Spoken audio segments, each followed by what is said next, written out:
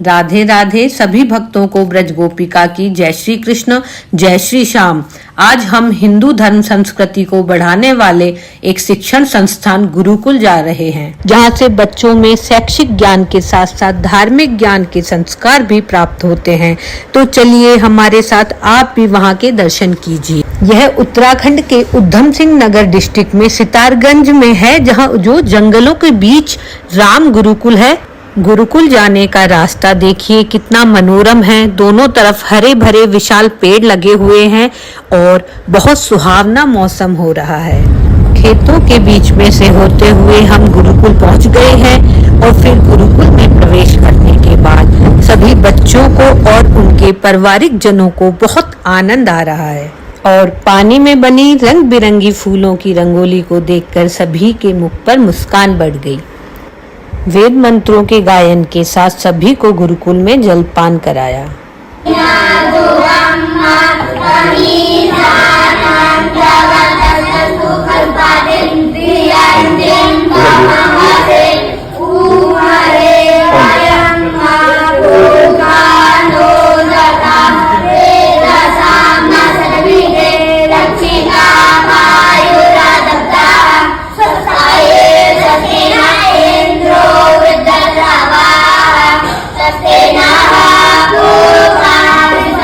गुरुकुल में विद्यार्थियों के साथ सभी जीव जंतुओं के लिए भी स्थान होता है। वहाँ हमने गिलहरी और बंदर को झूमते हुए देखा। क्योंकि यह गुरुकुल जंगल के नजदीक है, इसलिए यहाँ पशु पक्षियों का आगमन बना रहता है। क्यों ना हम लोग जो आपके मतलब विचार हैं गुरुकुल को लेके या एक शिक्षा को लेके, गुरुकुल पद्धति को लेके, तो क्यों ना एक बार सबसे पूछा गया ज्यादा रहे एक करके, मतलब बच्चे भी बड़े भी लोग सब एक करके रेडी करें। कौन कौन कर सकते हैं? ये भी स्कूल है। हाँ। उसके बाद गुरुकुल की महत्वता के बारे में सभी बड़े तथा बच्चों ने अपने विचार व्यक्त किए। गुरुकुल के विचारों के प्रति सभी के जो मत हैं उनके लिए मैं अलग से वीडियो बनाऊंगी, नहीं तो यह वीडियो बहुत बड़ा हो जाएगा। गुरुजी ने भी अपना जीवन परिचय तथा गुरुकुल खोलने का उद्देश्य सभी को बताया, वह भी मैं दूसरी वीडियो में शेयर करूंगी। वेद मंत्रों के गायन के साथ ही सभी को प्रसाद ग्रहण कराया।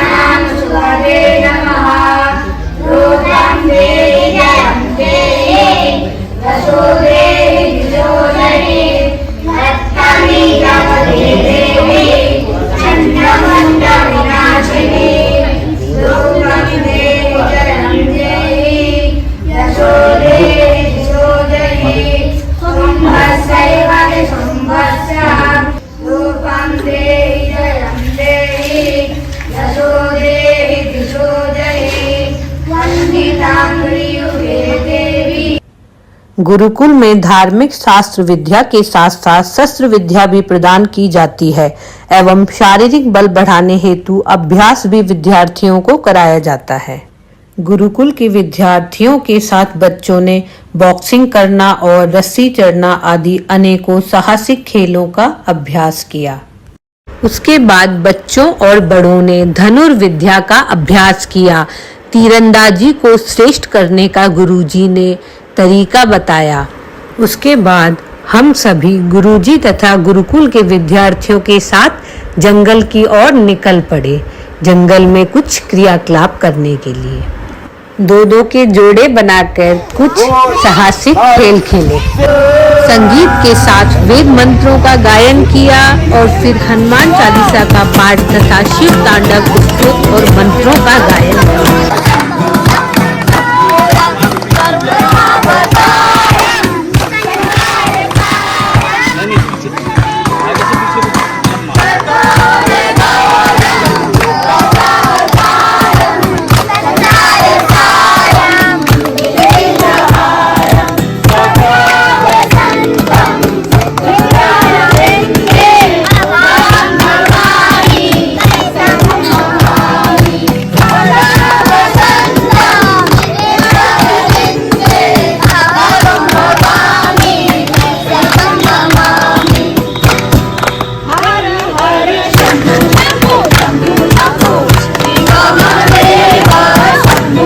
करते हैं, फिर छोटी छोटी एक्सरसाइज करेंगे हम लोग, ठीक है।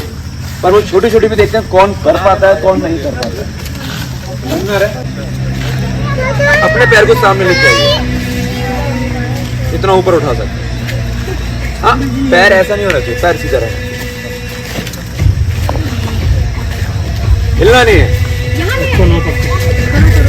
शरीर को ऐसा नहीं करना है, शरीर सीधा, ठीक है। अब इसको डाउन लेके जाना है, कोशिश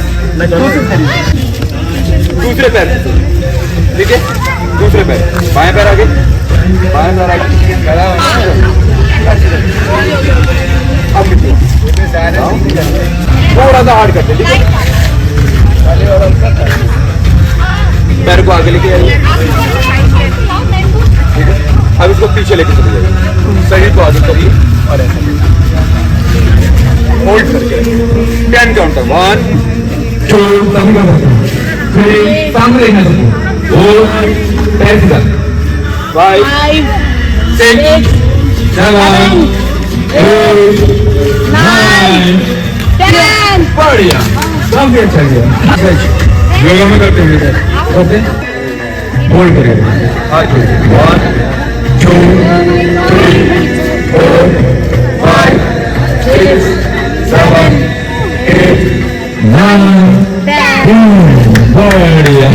अभी दूसरे पैर को भी करना है, ठीक है। बाएं, चलिए अब थोड़ा हार्ड करना है,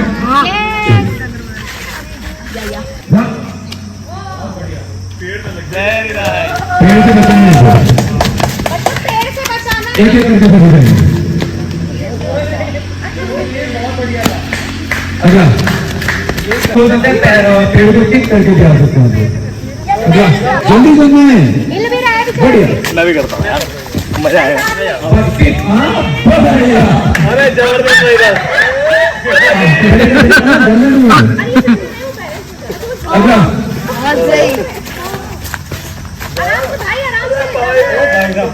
बढ़िया,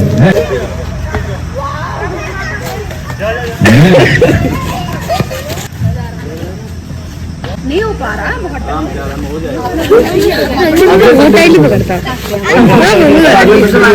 फिर हाथ पे लगे करके होगा। बहुत बढ़िया, बहुत बढ़िया, वेरी नाइस।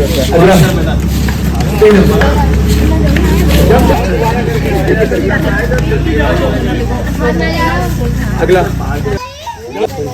चलिए, और कौन बचा अभी करने के लिए? अपॉइंटमेंट करा, बढ़िया, बहुत बढ़िया, बेहतरीन। मंत्रों का असर है ये, वो भाभी के नहीं होगा वैसे, ट्राई तो करिए। यार आप सुनिए, सुनिए, ये एक्चुअली क्या होता है ना, हम लोग डंबलिंग अगर करेंगे ना, हम लोग अगर डंबलिंग करेंगे ना, तो हम अपने बॉडी के वेट से हम अलग वेट उठा रहे हैं। ये जो है ना हमारे मतलब पूरा सिर्फ हमारा ही वेट चल रहा है। तो अगर हम मतलब हमको अब ये सोचना पड़ेगा कि अब जब हमको अपना ही वेट नहीं उठा मिल रहा है, तो अब जिम का वजन क्यों उठाएं? सबसे अच्छा है कि आप अपना जैसे पुशअप हो गया, पुलअप हो गया, ये सब एक्सरसाइज कर सकते हैं। दोनों में अंतर क्या होगा कोई बताएगा क्या? हम जिम की एक्सरसाइज करें और अपने वेट की बाहर का वेट उठा रहे हैं, अपना वेट उठा रहे हैं, ये डिफरेंस है। दोनों में अंतर ये है ना, ये हम ब्रीथ के साथ कर रहे हैं। दूसरा, अगर आप सपोज एक साल जिम करने के बाद ना छोड़ देते हैं ना, तो आपका बॉडी जो है ना मतलब एकदम कैसे बोलूंगा इसको, ढीला टाइप का हो जाएगा, है ना। पर अगर आप अपने वेट से ही रोज एक्सरसाइज करते हैं ना, तो आपका बॉडी चाहे आप मत करिए उसको कुछ दिन आपका वैसा ही रहेगा। ये दोनों में अंदर एक होता है। चलिए एक काम करते हैं, अपना बॉडी वेट एक्सरसाइज हम करते हैं ना, तो कोई भी आपातकालीन स्थिति है ना, उसमें हम बच सकते हैं। मान लो अपना वेट उठा के ऊपर चढ़ना है या किसी जगह आप बराबर। अच्छा एक चीज और बताता हूँ आपको, एक चीज और बताता हूँ मैं। अगर हम अपने जो हमारा पावर इम्प्रूव होता है ना, एक्चुअली अलग से वेट उठाने से नहीं होता है। आप लोग जानते हैं बात, अलग से वेट उठाएंगे तो आपका पावर इम्प्रूव नहीं होता है। हमको जितना हम हल्का वजन उठाएंगे उससे ज्यादा इम्प्रूव होता है। मालूम है आप लोगों को? ये मैं उल्टा बोल रहा हूँ आपको। नंबर ऑफ वो ज्यादा होने चाहिए। अगर हम सपोज हम ये सोचे कि मैं 1 क्विंटल वजन उठा लूं तो मेरी पावर बढ़ जाएगी, एक्चुअल में ऐसा नहीं होता है। वो पंप होती है बॉडी। से पंप होती है, साइज बढ़ता है। पर आप 1 कुंटल वजन एक बार उठा रहे हो ना, तो आप 1 किलो वजन मतलब 1000 टाइम उठाओ, तब आपका मसल देखिए क्या है। ये एक्चुअली मतलब उसमें होता है। बिल्कुल सही है। चलिए अब एक काम करते हैं, हम लोग कलरी का करते हैं ना प्रैक्टिस। सुनिए सुनिए सुनिए, कलरी का प्रैक्टिस करते हैं ना। अब आप लोग बैठ नहीं रहे तो खड़े होकर करते हैं, कोई बात नहीं, ठीक है।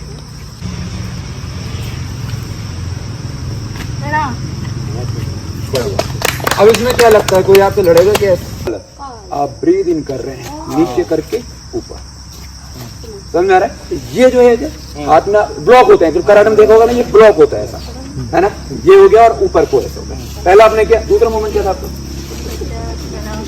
प्रणाम किया, प्रणाम। इसमें कैसे सेल्फ डिफेंस हो रहा है? आपने मुक्का मारा, आपने बराबर, एकदम परफेक्ट, क्लियर हुआ। अगला क्या किया आपने? पैर को पीछे करके आगे किया, सब आप पीछे खड़े हैं, ठीक, और आगे किया तो आगे किक, समझ में आ रहा है? जो हम सैल्यूटेशन किया और ये किया, हमने पीछे किक किया और आगे किक, समझ में आ रहा है? अगला मूवमेंट ये किस काम में आएगा? आपको हमारे और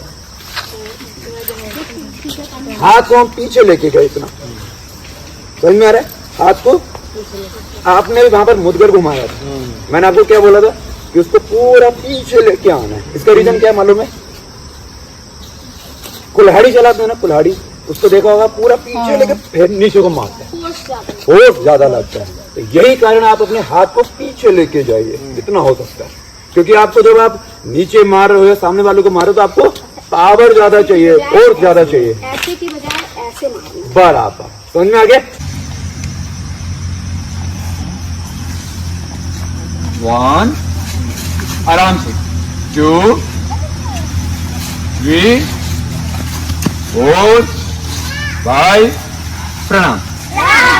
1 है ना, अधिकांश जितने अटैक सिखाए जाते हैं उसमें से ज्यादातर ऐसे हैं जो आपके मर्म बिंदु पे लगेंगे।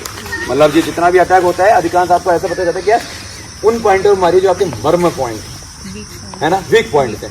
सबसे ज्यादा वीक पॉइंट हमारे शरीर के बीच में होते हैं, समझ में आ रहा है? सबसे ज्यादा पॉइंट। जय श्री राम, जय श्री राम, जय जय श्री राम, जय जय श्री राम, जय जय श्री राम, जय जय श्री राम। नमः पते पार्वती, हर हर महादेव। जगदम्बा वीर बजरंगी।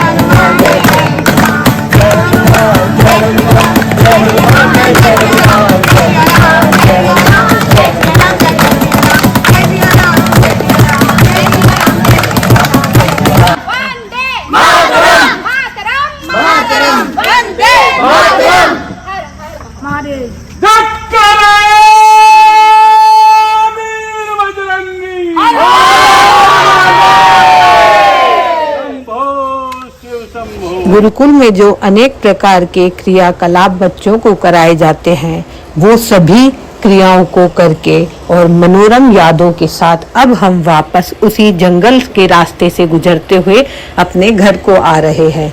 यह अनुभव बहुत ही अच्छा लगा और धार्मिक तथा शैक्षणिक तरीके से बहुत ही श्रेष्ठ है, जो मैंने आप सबके साथ शेयर किया है। गुरुकुल के कुछ रोचक तथ्यों को मैं अगली वीडियो में आपके साथ साझा करूंगी, जिससे हमारे बच्चों का धार्मिक, बौद्धिक तथा शारीरिक बल का विकास हो और शक्तिशाली राष्ट्र का निर्माण करने में हम सफल हों। इसी के साथ सभी को जय श्री कृष्ण, जय श्री श्याम।